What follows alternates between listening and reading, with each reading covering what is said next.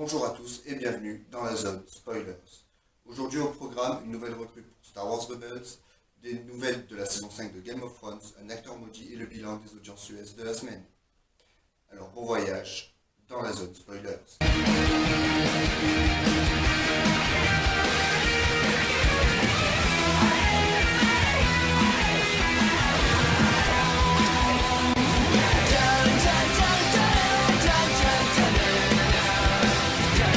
Pour commencer, l'actu de la semaine. Star Wars Rebels, la série qui se déroule entre les épisodes 3 et 4 de la saga cinématographique de George Lucas, aura une nouvelle recrue dans sa saison 2. En effet, l'actrice Sarah Michelle Gellar a annoncé mardi qu'elle a signé pour participer à la saison 2, dans laquelle elle jouera un personnage encore inconnu. Pour annoncer la nouvelle à ses fans, l'actrice de 36 ans a posté une photo mystère sur Instagram ainsi qu'un tweet dans lequel elle taquine gentiment son mari, Freddie Prinze Jr., qui double le personnage de Kanan Jarrus dans la série. Est-ce que cette opportunité sera l'occasion pour Sarah Michelle Gellar de faire son retour permanent à la télévision après l'annulation de ses deux dernières séries, Ringer et The Crazy Ones? Je l'espère sincèrement. Que la force soit avec elle. Game of Thrones est sans doute avec The Walking Dead une des séries les plus hype du moment. Les producteurs le savent bien, et c'est pourquoi ils révèlent les infos sur la nouvelle saison au compte-gouttes. Après une nouvelle affiche promotionnelle qui a beaucoup fait parler d'elle, c'est au tour des titres des 4 premiers épisodes et leur synopsis d'être révélés par les scénaristes de la série. Les épisodes s'intituleront donc The Wars to Come, The House of Black and White, High Sparrow et The Sons of the Harpies. Je ne divulguerai pas les synopsis ici parce que même si je n'aime pas la série, je respecte ceux qui la regardent et qui veulent être surpris par le scénario. Alors qu'attendre de cette 5e saison de Game of Thrones? Du sang, de l'heroic fantasy et du cul? Sûrement. Mais les audiences devraient rester les mêmes et la série devrait garder son succès pour encore un bon moment. La saison 5 de Game of Thrones commencera le dimanche 12 avril sur le réseau américain HBO. Alors, allez acheter un manteau chaud parce que n'oubliez pas que l'hiver arrive. Intéressons-nous au cas de la semaine. Matthew Perry ou l'acteur maudit.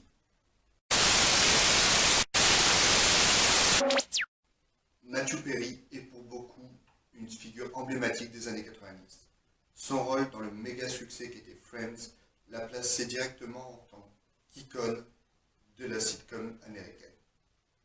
Et pourtant, depuis la fin de Friends en 2004, Matthew Perry n'a jamais retrouvé un rôle récurrent à la télévision. On peut évidemment mettre la faute sur les dirigeants des networks américains qui soit n'avaient pas confiance dans les séries de Matthew Perry, soit, voyant les audiences insuffisantes, ils ont soit déprogrammé, soit bougé sur des cases horaires horribles. Ce fut le cas par exemple pour Gohan, qui après avoir perdu sa place après The Voice, est allé se perdre le jeudi à 21h30. Alors, quelles sont les chances pour sa nouvelle série The Odd Couple d'être renouvelée pour une seconde saison? Eh bien, elles sont très bonnes. En effet, la série regroupe chaque semaine une moyenne de 3% des adultes entre 18 et 49 ans, qui, je le rappelle, sont la population sur laquelle les chaînes se basent pour établir leurs tarifs publicitaires.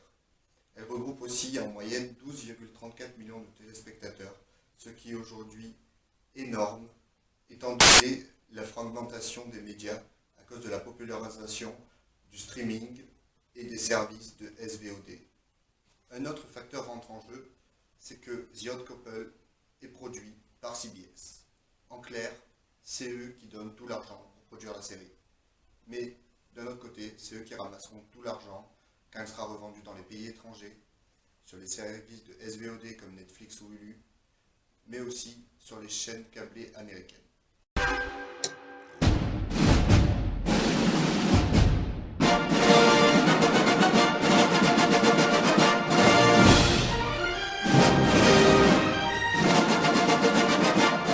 Et maintenant, passons au flop 5 et au top 5 de la semaine.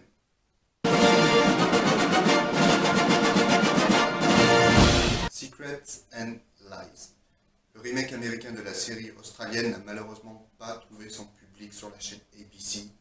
Son premier épisode, d'une durée de 2 heures, diffusé dimanche dernier, a rassemblé en moyenne 1,5% des adultes entre 18 et 49 ans et un nombre total de téléspectateurs de 6,06 millions. Ce n'est pas une performance extrêmement mauvaise, mais malheureusement, la série ne semble pas destinée à avoir une seconde saison.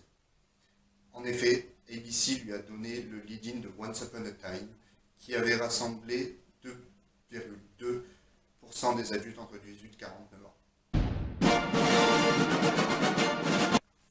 Ce Night Shift non plus n'a pas connu une semaine facile. En effet, le deuxième épisode de la deuxième saison n'a rassemblé que 1,4% des adultes entre 18 et 49 ans, pour un total de téléspectateurs de 6,13 millions. Cette performance est vraiment décevante étant donné qu'elle suit The Voice, qui est le programme numéro 1 sur NBC, qui lui a rassemblé 4,1% des adultes de 18 à 49 ans. Toutefois, la série devrait être renouvelée pour une troisième saison, étant donné que NBC vit une saison horrible. Aucune de ces séries n'a été renouvelée et beaucoup d'entre elles sont des flops. The Slap fait partie des plus gros flops d'NBC cette saison. En effet, le dernier épisode diffusé jeudi dernier à 20h n'a rassemblé que 0,7% des adultes entre 18 et 49 ans pour seulement 3,67 millions de téléspectateurs. Depuis, la série a été bougée à 22h et elle aura donc maintenant le lead-in de The Blacklist pour essayer d'augmenter ses performances. Un autre énorme flop d'NBC cette saison est Allegiance. La série qui suit The Blacklist, qui est toujours leur drama numéro 1, n'a su rassembler que 0,8% des adultes entre 18 et 49 ans et 3,53 millions de téléspectateurs lors de son dernier épisode jeudi dernier à 22h. Après des résultats pareils, NBC a finalement annulé la série, qui sera remplacée dès la semaine prochaine par un nouvel épisode de The Slap. Et voici le plus gros flop de la semaine. Celui qui a bouleversé sa chaîne. Celui sur lequel reposaient des espoirs, mais qui finalement n'a été que déception. La série première de Battle Creek, la nouvelle série des créateurs de Breaking Bad et Dr House, n'a malheureusement rassemblé que 1% des adultes entre 18 et 49 ans et 7,92 millions de téléspectateurs lors de sa première sur CBS dimanche à 22h. Cette performance est d'autant plus décevante que Battle Creek est 10% moins regardé que le pire épisode des experts qui a été diffusé sur cette case. Elle est arrivé dernier de sa case horaire et a été battu par toutes les autres séries diffusées à ce moment-là. La série ne verra donc pas de deuxième saison et je doute fortement que la chaîne laisse diffuser les derniers épisodes de celle-ci.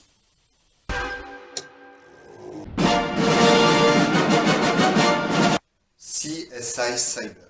Le troisième spin-off de la franchise des experts a commencé mercredi dernier à 22h après Esprit criminel. La série n'a pas fait un énorme score d'audience, 1,8% des adultes 18-49 ans, pour un total de téléspectateurs de 10,46 millions. Mais cette performance doit être relativisée. Elle remplace donc le semi-flop qui était Stalker, et Patricia Arquette devrait voir une deuxième saison dans cette série. La Fox doit être très contente de la première audience de The Last Man on Earth, une série qui suit un seul personnage sur Terre, qui a commencé dimanche 1er mars avec 2,4% des adultes 18-49 ans et 5,75 millions de téléspectateurs. Elle se place donc immédiatement en tant que comédie numéro 1 de la Fox. Si elle continue sur cette lancée, la série devrait survivre encore un bon moment. The Big Bang Theory reste la comédie numéro 1 aux États-Unis et a continué à montrer sa popularité jeudi dernier à 20h où elle a rassemblé 4,8% des adultes entre 18 et 49 ans pour 18,17 millions de téléspectateurs. La série qui est renouvelée jusqu'à sa saison 10 ne devrait pas s'arrêter là. Empire est l'autre gros succès de la Fox cette année, car la série est la seule depuis 10 ans à augmenter ses audiences à chaque épisode.